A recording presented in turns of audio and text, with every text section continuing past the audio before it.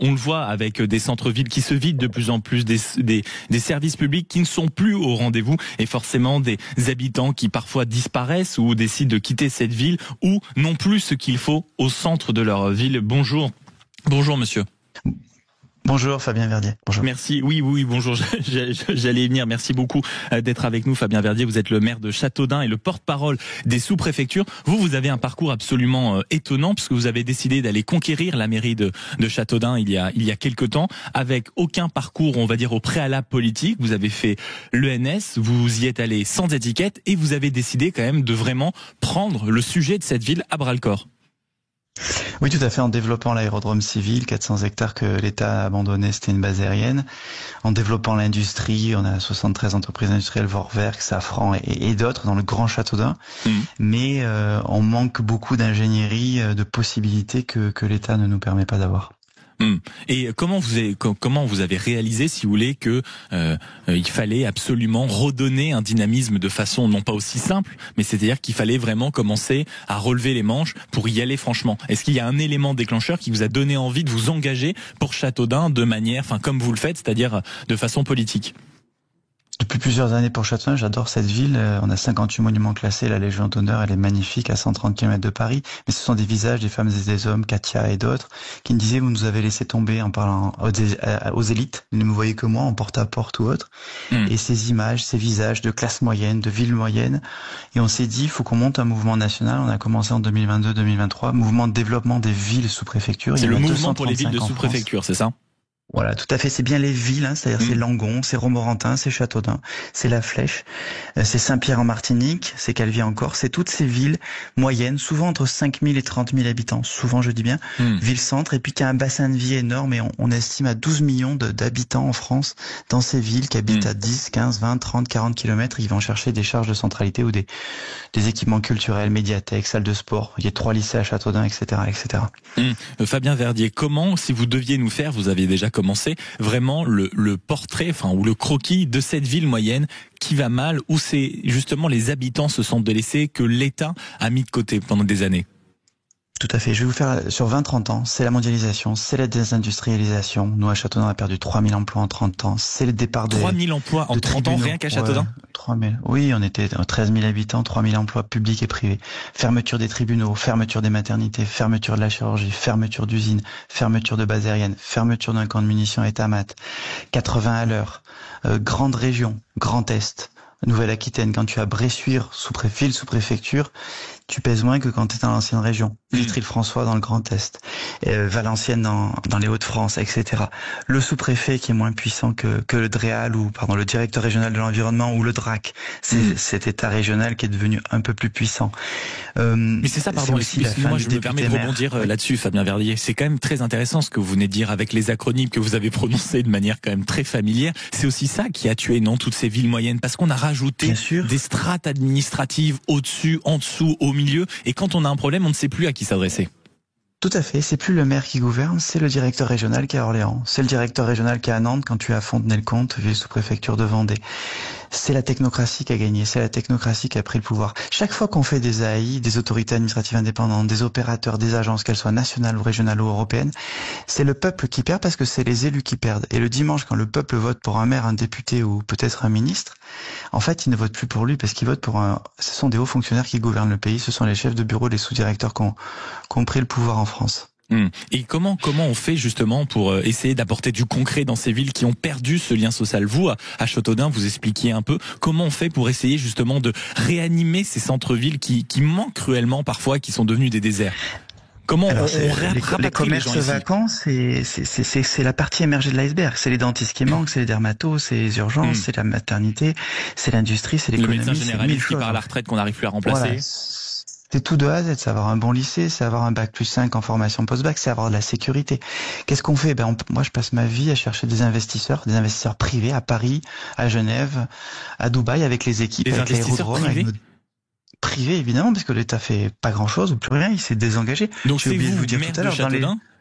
Oui, allez-y, finissez sur les équipes. Et la sous-préfecture à Châteaudun. Ouais, la sous-préfecture, ils sont plus que 8 avec le chauffeur. Avant, il y avait les cartes grises. Nous, on a des propositions simples. On en a 21. On vous les a transmises. 21, 15 sont sans coût. sans coût pour la France.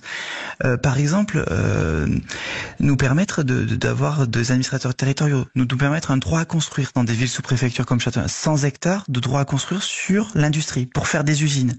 Le président de la République a dit, je vais doubler le budget militaire entre 2025 et 2027. C'est pas à Saint-Germain-des-Prés qu'on va mettre des usines Thales ou Dassault Aviation. Ça sera peut-être à Châteaudun et à Limoux ou à Alès dans le Gard. Des choses très simples et en plus qui rapporteraient de l'argent à l'État, puisqu'après ça créerait de la valeur ajoutée, ça créerait de la taxe sur la valeur ajoutée. Et dans 10 ans, 2035, 2040, 2050, on crée des recettes pour la France. Et on stabilise. Ce qu'il faut, c'est des choses structurantes pour nos villes moyennes sous préfecture. Je dis les blocs de granit sur le sol de France pour paraphraser Napoléon. Il faut remettre des blocs de granit à Saint-Amand-Montrond dans le Cher, à La Flèche dans la Sarthe, à Senlis dans l'Oise, dans ces villes sous-préfecture qui, encore une fois, parce qu'elles sont décentrées dans les départements, la fameuse journée à cheval pour aller à la préfecture, elles sont décentrées, c'est l'Argentière en Ardèche, c'est le Vigan dans le Gard, elles stabilisent le sol français. On dit qu'il y a 235 points à aller réirriguer. Ville sous-préfecture et sous-préfecture les deux. On propose d'avancer sur 2 jambes. L'État est déjà là avec la sous-préfecture. Réirriguons le territoire. Sans coût pour la France. Mais Fabien Verdier, vous êtes le maire de Châteaudun. Vous êtes justement le porte-parole de ces sous-préfectures et de ces centres-villes et de ce que vous décrivez, une France qui souffre, et ça a souvent été appelé la France qui se déclasse. Vous évoquiez à l'instant votre rôle de maire qui consiste à quoi? Aller carrément chercher des investissements privés à droite et à gauche pour financer des projets du côté de Châteaudun. On en est là? Bien sûr, une ancienne usine désaffectée de 2 hectares, je cherche un porteur de projet qui pourra mettre 45 millions d'euros. On va au CIMI à Paris, salon de l'immobilier, j'ai les équipes dans mon domaine aéronautique qui vont à Genève, en Allemagne, à Dubaï, à Barcelone, pour aller chercher de la maintenance d'aéronefs, des industries, de l'aéro-industrie, des activités type bord de piste pour mon aérodrome de 400 hectares. On n'a pas le choix, il faut aller chercher des investissements privés. Et en même temps, ça peut avoir des vertus. Vous êtes combien de maires aujourd'hui en France à faire ça? Vous êtes plusieurs? Parce que je n'ai jamais entendu un maire qui nous a appelé. Je sais que sur cette antenne, on essaye d'être au plus proche de vous, des territoires, de beaucoup de maires, on en a beaucoup au téléphone, qui racontaient que ces équipes voyageaient absolument partout sur tout le territoire et sur toute la planète juste pour trouver des fonds pour réussir justement à redresser une usine, à reconstruire un hangar, à aller redynamiser un centre-ville. C'est quand même inouï. Bien sûr, on a fait venir 12 dentistes avec mon adjoint Sofiane Sobi, Dantego. Ils ont fait venir 12 dentistes, ce sont des investisseurs privés. On paye de la CSG en France, on paye des impôts. Que fait l'ARS? Que fait Madame Clara Debord, ma DG d'ARS? À part déshabiller Châteaudun. Julien Cohen a fait venir, on a fait une belle maison des brocanteurs à Châteaudun. Il a investi 2 millions d'euros. Si on n'a pas ces capex privés, aujourd'hui, on peut pas se redévelopper. Et nous, on insiste sur cette politique de développement des territoires. Il faut redévelopper les territoires. C'est ce que Françoise Gatel, par exemple, une ministre, n'a pas du tout compris. Elle nous a annulé un rendez-vous pas plus tard qu'il y a 10 jours. Alors que des dizaines de villes sous-préfecture avaient répondu à l'appel, Pamiers, Grasse, etc. Non, c'est pas sérieux et on n'entend pas cette colère qui est énorme. Le peuple vomit aujourd'hui ses élites, vomit fortement et ça peut mal finir. Cette parole venant de vous, Fabien Verdier, qui êtes maire, on va dire, a un sens beaucoup plus grave que ce qu'on peut entendre ici et là, ou en tout cas beaucoup plus profond. Une dernière question, comment on fait alors justement pour réussir à réinvestir, à ne pas laisser tomber ces villes de sous-préfecture? Est-ce qu'il faut repenser peut-être un cumul des mandats entre le maire et le député, justement pour faciliter les liens entre Paris et le territoire, les interpellations des ministres? Il faut par exemple la DGE, ils étaient 360 sur le territoire, Direction Générale des Entreprises à Bercy, 360 sur les territoires. Aujourd'hui, ils étaient 600 en 2018. Aujourd'hui, on entend dire que des personnels de la DGE font des visios pour visiter l'usine. Il faut qu'ils soient sur le terrain. J'ai envie de dire, le sous-préfet adjoint, ça serait un directeur de l'industrie pour mon arrondissement, pour Châteaudun et son chef-lieu d'arrondissement. Il faut qu'on ait 100 hectares en développement industriel et économie. Il faut qu'on simplifie ces normes. Quand on nous met des règles, c'est toujours la même chose. Hospitalier de territoire. Ouais, quand on nous met des GHT, c'est Blois qui gagne. Et c'est pas Romorantin et Vendôme, parce que tout est absorbé, DSI, système d'information, CME, etc. Pareil pour la loi Elan de Julien de Normandie, quand on met 12 000, un seuil de 12 000 logements pour ton bailleur social, à Châteaudun j'en ai un, il fait 1900 logements, on va vers les économies d'échelle, on peut l'entendre. Sauf qu'on déshabille Châteaudun, on filialise nos villes sous préfecture. La holding est à Paris, elle est ailleurs. Quand on fait le code de la commande publique, quand on refait une plage chez soi ou un bout d'école, on peut plus prendre la boîte de BTP de 25 salariés qui est dans le territoire, parce que le code de la commande publique te fera payer plus cher, c'est-à-dire que les contribuables, au lieu de payer 100, ils vont payer 230, 250, 300, et en plus, ça sera une multinationale qui va gagner. Donc en fait, on fait du Robin des Bois à l'envers, c'est-à-dire qu'on déshabille Saint-Amand-Montrond et on donne les dividendes à Neuilly-sur-Seine. Alors que le revenu médian à Céré, en Pyrénées-Orientales, ville sous-préfecture, où Michel Coste est maire, est à 12 000 € par an. Pareil à l'Esparmédoc en Gironde. Dans des villes sous-préfectures, on est les nouvelles banlieues de la République. On a des revenus médians très bas. Et en fait, on fait remonter les profits dans les grandes métropoles ou dans la mondialisation, c'est-à-dire à Bruxelles et à New York. C'est absolument inacceptable et il faut qu'on se batte. Il faut que le gouvernement, Emmanuel Macron, entende raison.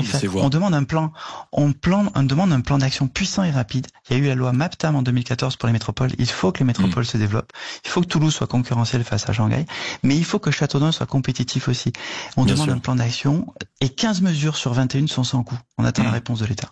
Bien sûr, merci beaucoup Fabien Verdier, maire de Châteaudun et porte-parole des. Enfin, c'est vous qui menez ce combat en ayant créé il y a déjà 3 ans le mouvement des villes sous préfecture et vous battez justement pour réanimer ces centres-villes, ces sous-préfectures comme vous les appelez, qui meurent dû à la mondialisation, à toutes les inégalités, aux strates administratives que vous avez parfaitement décrit. Merci beaucoup d'avoir été avec nous ici en direct sur Sud Radio. Dans un instant, qui écoute encore la voix de la France dans le monde et en Europe? C'est la question qu'on posera à Pierre Lellouche, ancien ministre des Affaires européennes et du commerce extérieur. Autant vous dire qu'avec cette actualité, nous ne manquons pas de questions à lui poser. 0826 300 300, grand dialogue avec Pierre Lellouche dans un instant. Vous êtes bien sur Sud Radio, à tout de suite.